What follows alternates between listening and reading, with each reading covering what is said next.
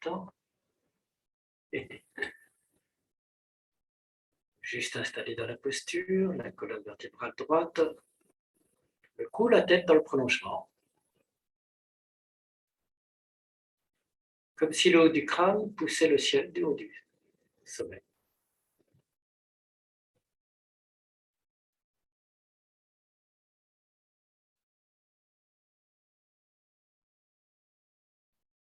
Puis lorsqu'on sent la posture s'installer, en décontractant tous les muscles inutilement contractés au niveau de la mâchoire, les épaules ou autres.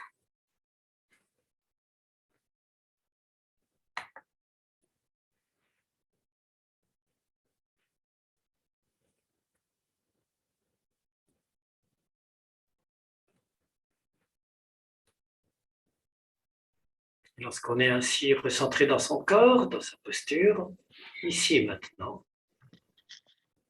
dans cette pièce, à cet endroit devant l'écran, vous pouvez laisser doucement votre attention revenir à votre souffle.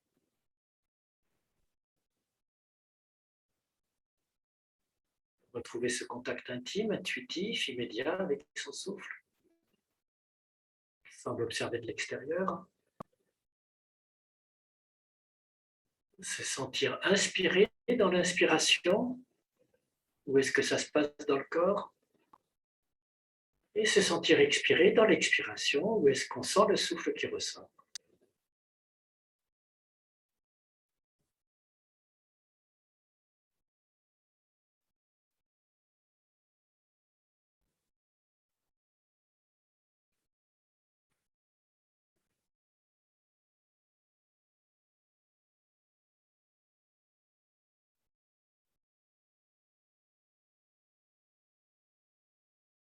Et en laissant votre souffle se déployer naturellement, trouver son rythme de lui-même, spontanément, s'apaiser peut-être, inconsciemment, automatiquement.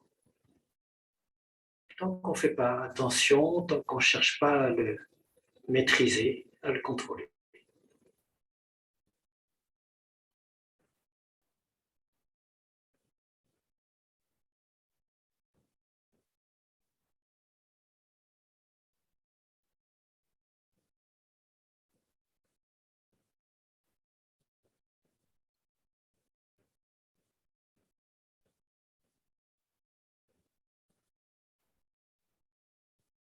En lâchant toute envie de contrôler ce souffle, de le rendre long, profond, idéal, parfait ou quoi que ce soit.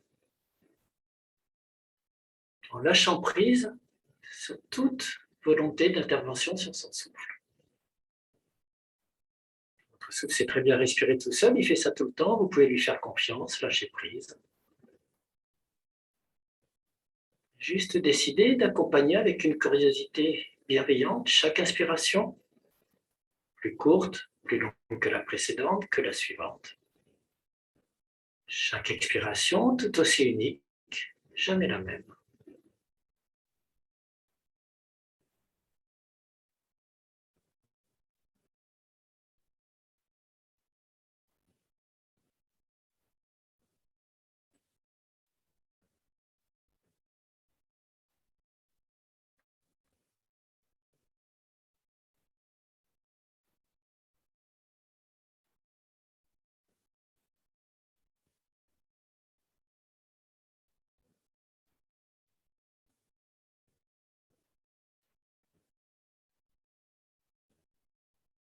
Et si l'esprit part ailleurs, c'est tout à fait naturel.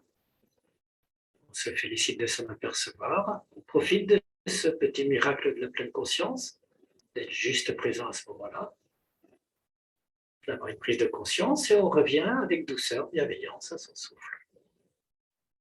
Et à nouveau, vous partirez ailleurs. C'est tout à fait naturel.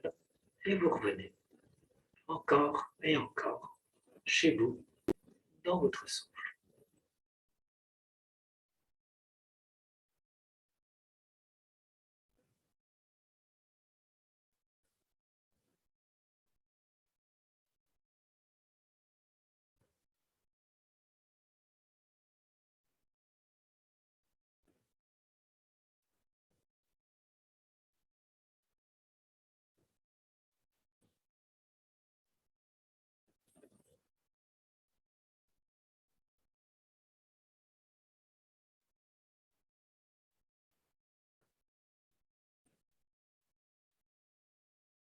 Si vous avez du mal à vous connecter à votre souffle, que vous êtes en posture externe d'observation, que vous n'arrivez plus à trouver le contact, ce n'est pas grave.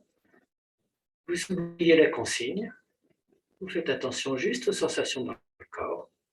Et l'air de rien, à un moment donné, vous revenez à votre souffle. Tiens, comment il est? Et vous retrouvez le contact.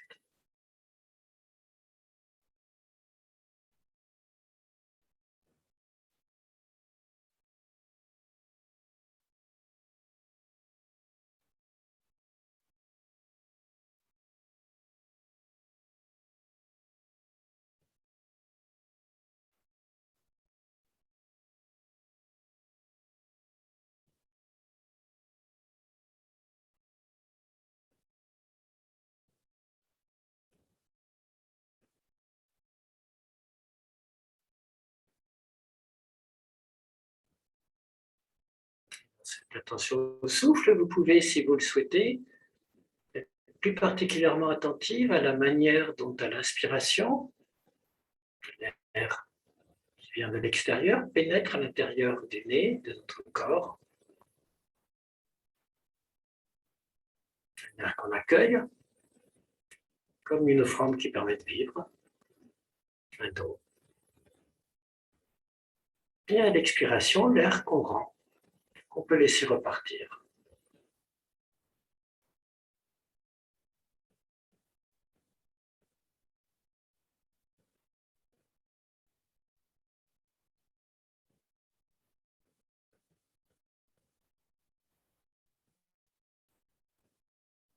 Juste ce mouvement perpétuel de prise et de lâcher prise.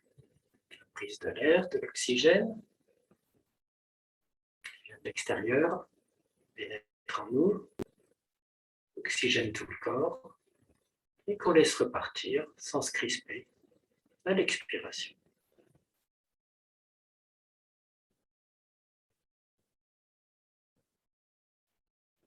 Sans vouloir le retenir.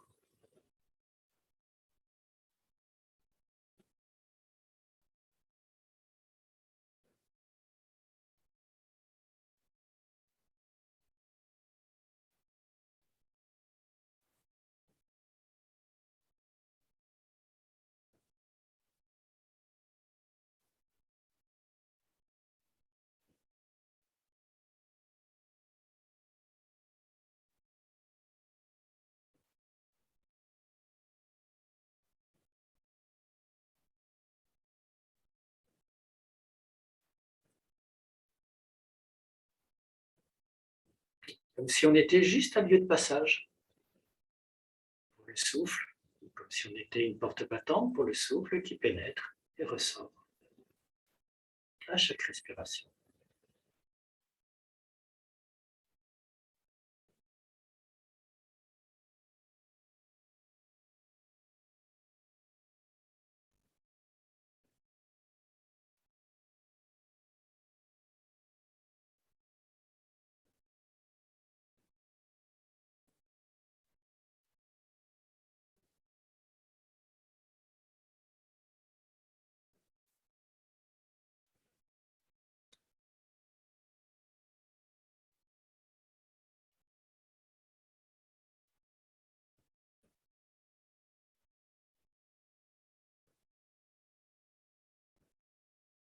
Et dans cette attention au souffle, vous pouvez porter votre attention, si vous le souhaitez également, plus spécifiquement à ce petit moment blanc, ce petit vide entre l'inspiration et l'expiration.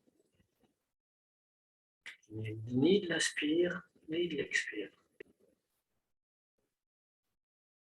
Juste la bascule entre les deux. Un petit temps vide.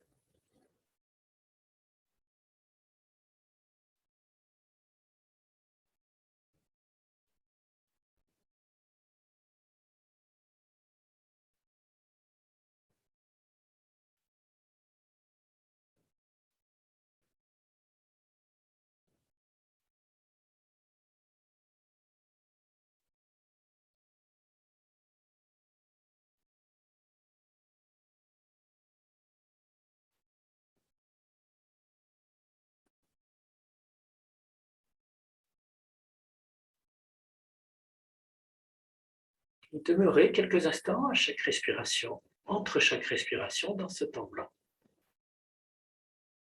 On peut allonger un petit peu si on le souhaite.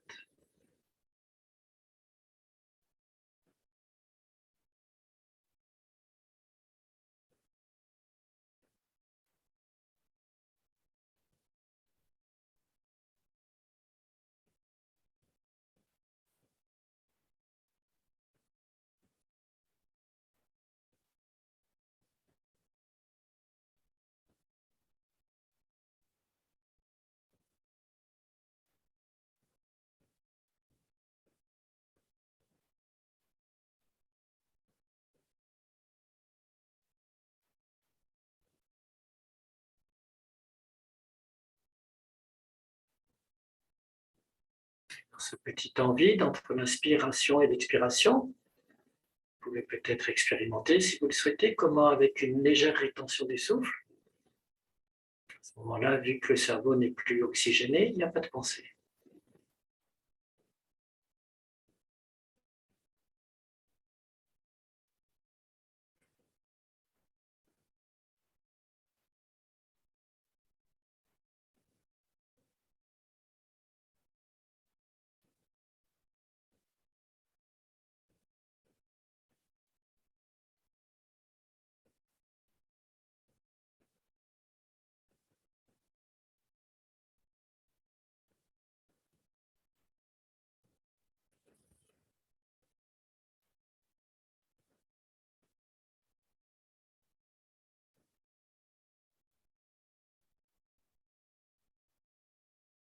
Et après, vous pouvez revenir, lorsque vous le souhaitez, à votre respiration naturelle, juste pour devenir attentive à chaque vague de l'inspiration, l'air qui vient de l'extérieur, pénètre dans les narines, se diffuse dans le corps. Et à l'expiration, l'air qui ressort au rang, au monde extérieur. L'air qu'on accueille à l'inspiration, l'air qu'on rend à l'expiration. Sentir ces vagues du souffle. Et les vagues de la vie, des émotions, des pensées, des sensations physiques peuvent les accompagner.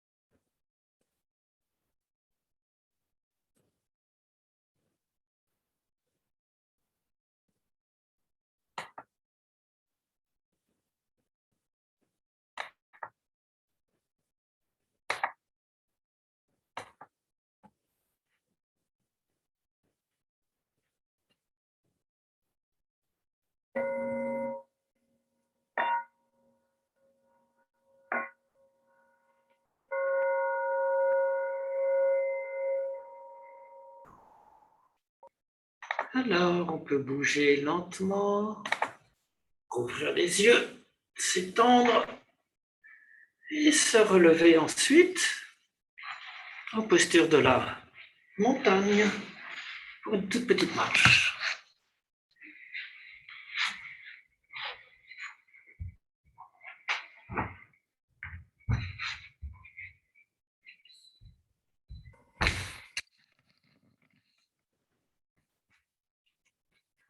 Alors, la posture de la montagne, je vous rappelle, vous êtes juste bien ancré dans vos pieds, les pieds dans le sol plus exactement.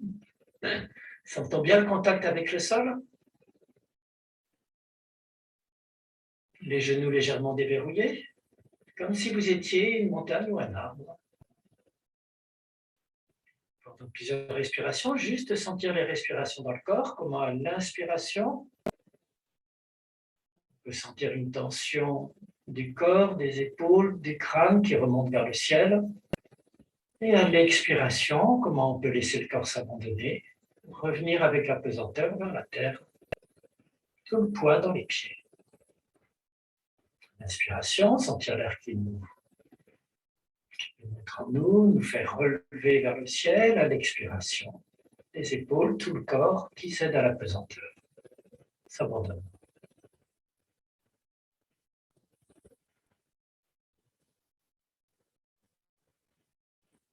Et alors, vous pouvez très lentement commencer à faire une petite marche méditative. Sur une inspiration, vous amenez le pied que vous souhaitez vers l'avant, d'un demi-pied, d'un quart de pied. Puis vous posez le talon, la voûte plantaire. Vous sentez tout le poids du corps qui s'ancre dans le gros orteil. Le reste du dos reste bien droit, la tête aussi. On sent le talon arrière qui s'est levé.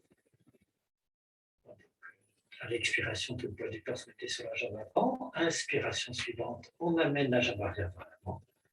Longue expiration, ancrage dans la terre, talon, voûte plantaire, tout le poids du corps dans le gros orteil. Courte inspiration pour changer le pied, l'amener vers l'avant. Longue expiration pour s'ancrer dans le gros orteil. Et ainsi de suite.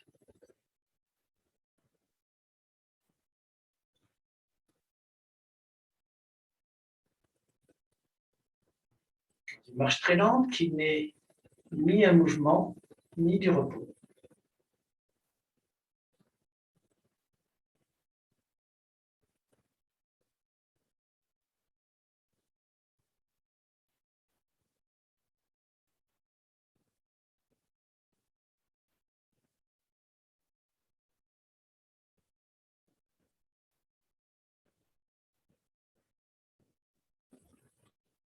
Et avec cette marche, vous pouvez vous rediriger lentement vers votre coussin, votre chaise.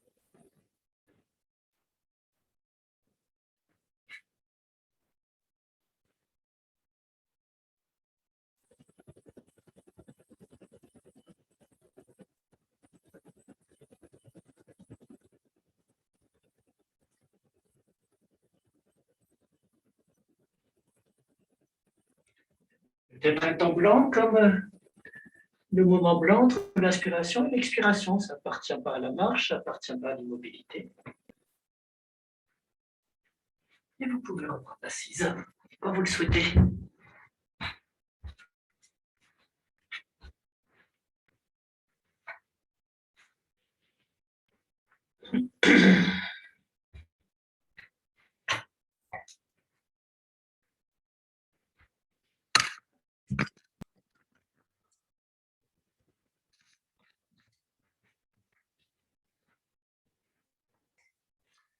Donc, on va faire une petite méditation sans objet, et puis je vous citerai un texte de Bankei, qui est un auteur du XVIe siècle, je crois, ouais. Zen.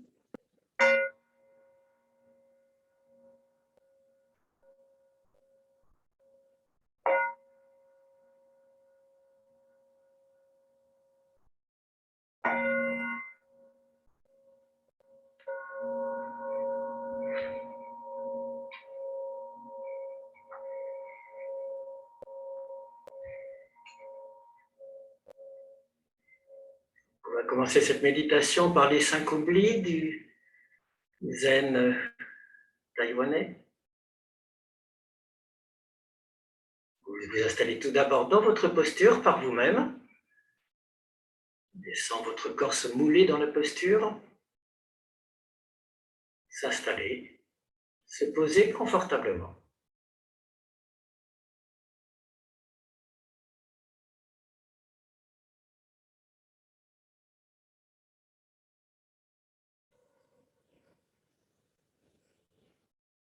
Puis lorsque le corps s'est ainsi posé, installé dans la posture, que vous la sentez parfaitement, le dos qui se redresse comme la tige d'une plante ou d'une fleur avec sa courbure naturelle.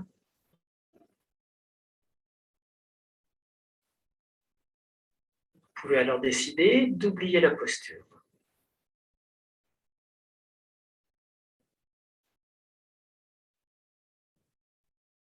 Qu'est-ce qui reste quand on oublie la posture? La respiration.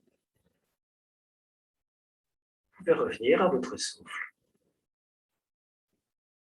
Sentir chaque inspiration, chaque expiration et en laissant votre souffle se déployer librement, sans intervenir.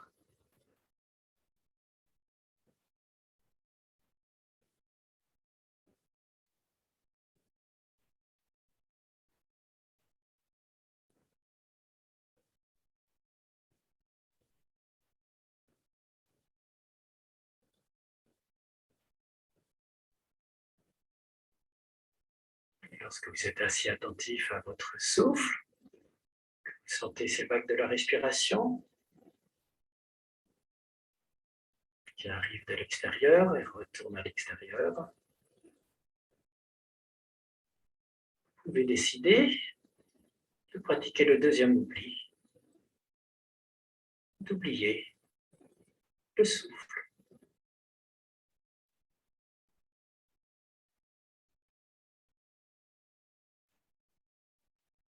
Qu'est-ce qui reste lorsqu'on oublie son souffle? Peut-être toutes les sensations corporelles, qu'elles soient agréables, désagréables ou neutres. Juste être attentive à ce flux perpétuellement changeant de micro-sensations internes, cette vie infraréflexive qui bouge, change, se transforme en permanente à chaque instant dans notre corps. Se cristallise sur un organe et puis passe ailleurs.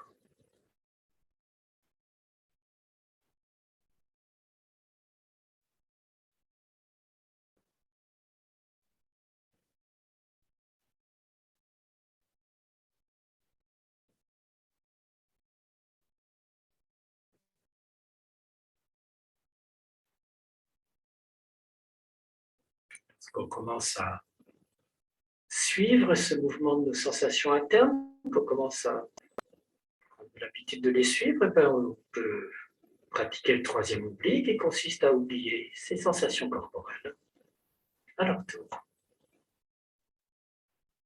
Qu'est-ce qui reste alors? Probablement des pensées, des phénomènes mentaux, des émotions, des jugements, des opinions, des impatiences, curiosités ou autres, questionnements, etc.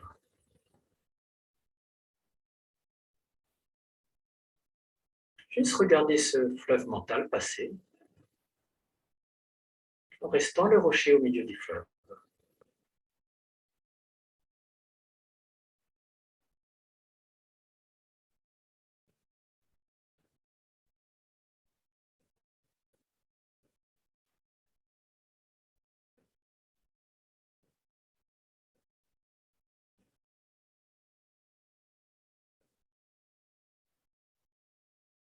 Quand vous commencez à éprouver du plaisir ou au contraire de la difficulté à suivre ses pensées, vous pouvez pratiquer le quatrième oubli, oublier les pensées.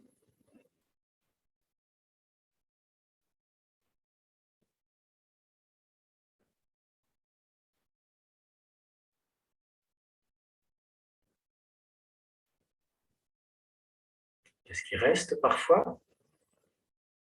Par le mouvement de la vie, parfois il y a encore ce petit moi qui s'accroche, qui se demande comment méditer, comment contrôler sa méditation, où est-ce qu'on l'amène, comment on fait, comment être mieux. Vous pouvez peut-être, quand vous sentez ce moi qui veut reprendre la main, la barre, sur votre navigation, vous pouvez oublier votre moi. Il n'y a personne à la barre. Il n'y a pas de moi qui dirige la méditation. Juste la méditation en train de se faire. La vie en train de se déployer, instant par instant.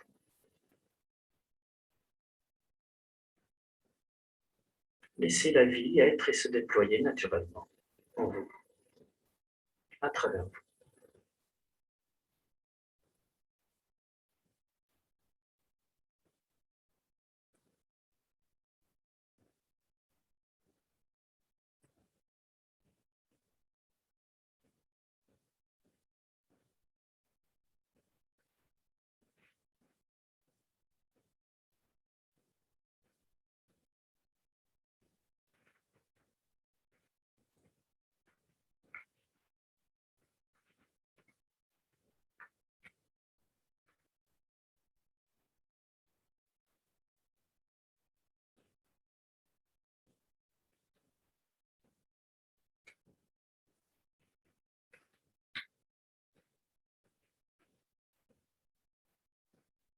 Et petit à petit, lorsqu'on reste simplement attentif à ce mouvement de la vie, à chaque instant,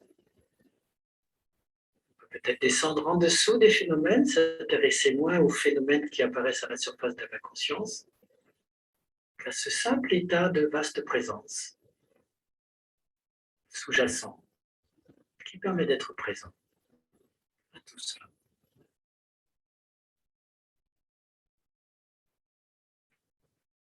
L'état qui peut se comparer peut-être à cet état entre l'inspiration et l'expiration, un temps blanc, un état blanc.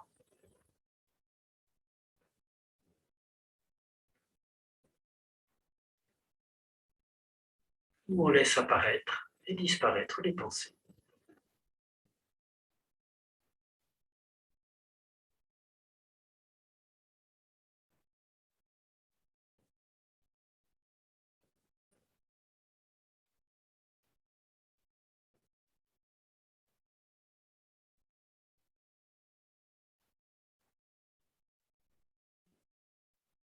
C'est ce que suggère Bamkai quand il dit, en n'essayant jamais d'empêcher ou d'encourager les pensées, elles cesseront certainement d'elles-mêmes.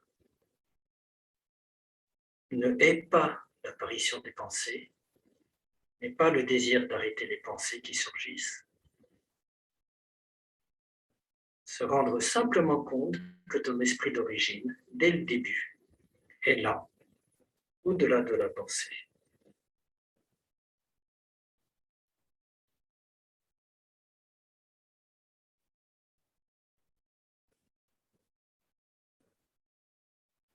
Pour retrouver cet état, on peut se servir de l'état entre l'inspiration et l'expiration, de la marche qui est entre le repos et l'immobilité, de manière encore plus radicale, comme Bamkai le propose, faire ce qu'il vous propose. Allez en arrière, au moment où vous êtes né. Vous pouvez en trouver le souvenir. Il n'y a rien du tout.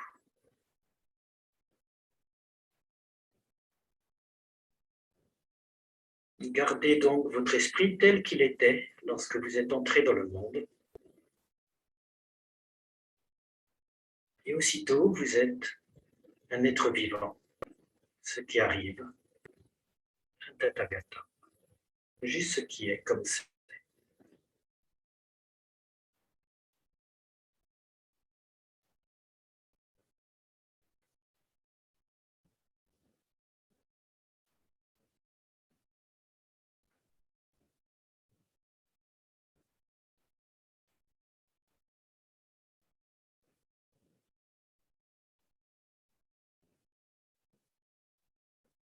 Réveillez l'enfant à naître au milieu de la vie quotidienne.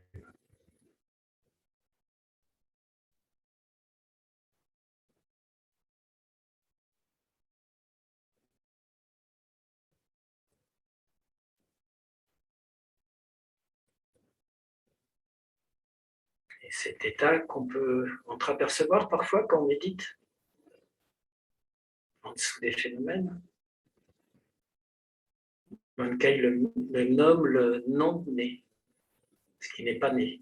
En fait, ça veut dire dans les textes sanscrits ce qui ne vient d'aucune condition. Peut-être juste comme ce temps blanc entre l'inspiration et l'expiration. Il n'est pas produit par quelque chose.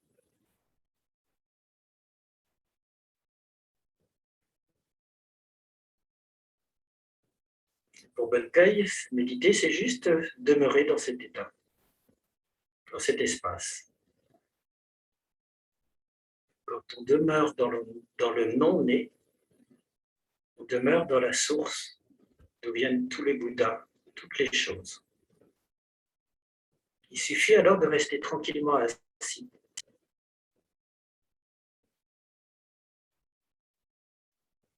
Habituez-vous à rester dans l'état non-né. Méditez tous les jours. Mais sachez que Bouddha n'a rien à voir avec la méditation.